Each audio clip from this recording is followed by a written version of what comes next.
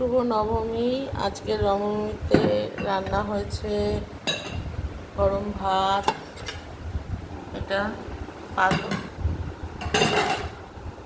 পালং শাক, আর এটা হচ্ছে চিকেনের সব সবজি দিয়ে স্টু মতন, আর এটা হচ্ছে মটন। মাসি মটন খায় না, চিকেন খায় না, মাসির জন্য পাতলা মাছের ঝোল, আর হচ্ছে চাটনি, আর হচ্ছে উচ্ছে আর কারকল সিদ্ধ।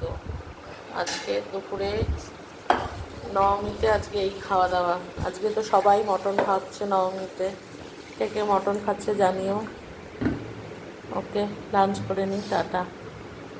একজন চিকেন খাবে আর দুজন মটন খাবে আর একজন মাছ খাবে। এসে গেছে, বসে পড়ো। ওকে, টাটা, লাঞ্চ করে নিই। শুভ নবমী।